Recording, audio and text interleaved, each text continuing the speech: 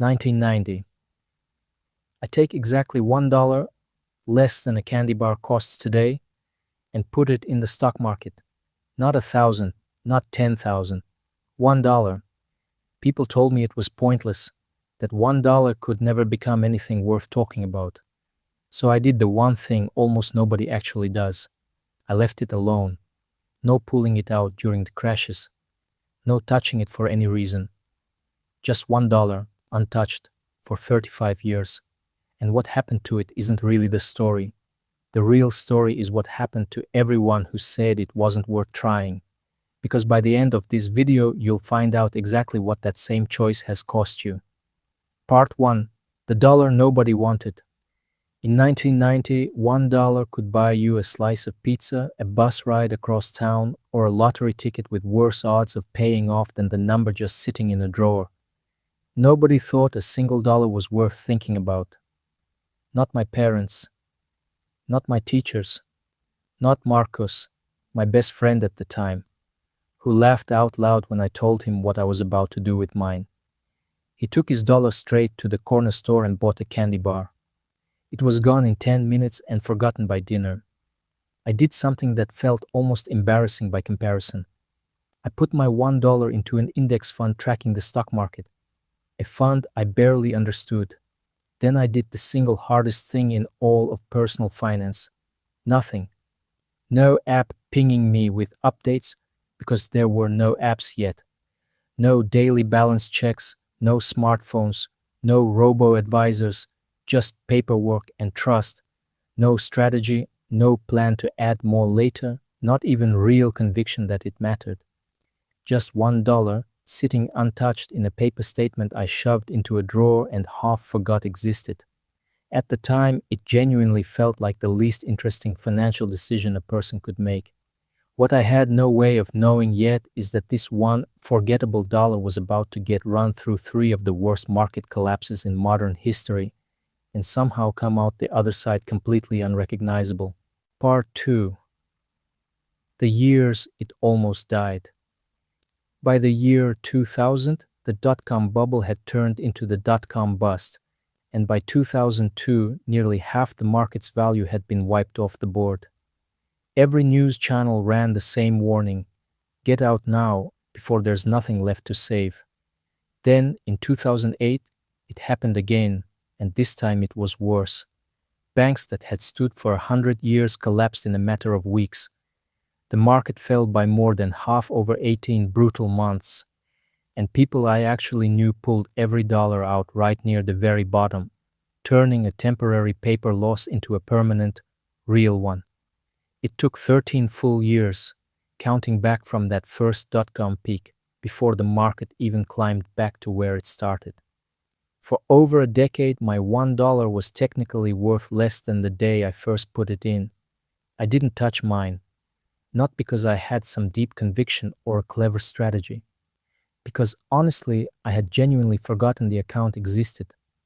Then, in March of 2020, the market lost a third of its entire value in just 4 weeks, the fastest crash in recorded history, as the whole world shut down at once. Twice in 35 years, my $1 had been cut down to a fraction of what it used to be. Both times, walking away would have felt completely reasonable, responsible, even smart. And both times, walking away is exactly the decision that would have destroyed it for good. But surviving 3 crashes wasn't even the hardest part. What happened in the long, quiet years between them is the part almost nobody sees coming. Part 3. The silent multiplier. Here's what nobody tells you about compounding. For the first 15, even 20 years, it barely looks like anything is happening at all. $1 turns into 2, 2 turns into 4. The numbers stay so small for so long that it's almost embarrassing to even bring up in conversation. Some years, the balance moved by little more than pennies, and it would have been easy to check the account, see almost no visible progress, and assume the whole idea had failed. Meanwhile, that same candy bar Marcus bought for $1 in 1990, today it costs well over $2 because inflation was working just as hard, in the opposite direction. If I had kept my dollar as cash instead, inflation alone would have eaten away more than half of what it could ever buy again. Doing nothing with cash wasn't actually the safe choice. It was a slow, guaranteed way to lose. But inside the market, something completely different was happening while nobody was watching, and definitely while I wasn't watching. More than half of everything that single dollar would ever earn in 35 years happened in just the final third of that timeline. The first 2 decades did almost nothing to move the number. The growth wasn't steady or predictable. It stayed patient, quiet, almost invisible for years at a time, and then turned explosive seemingly overnight. That kind of patience is the part almost nobody actually has the discipline to sit through. It's easy to hold on for a year. It's a completely different thing to hold on for 20. And by the final stretch of those 35 years, the numbers finally stopped looking small. Part 4. The number that changes everything. So here's what one single forgettable dollar, left completely untouched since 1990, is actually worth today. About $45. Not doubled, not tripled, 45 times what it started as, for doing absolutely nothing except surviving. Now stretch that same math to what most people could have actually invested instead of $1. $1,000 becomes $45,000. $10,000 becomes $450,000 from a single decision made 35 years ago and never touched again. Even the $20 probably sitting in your wallet or your phone case right now would become roughly $900.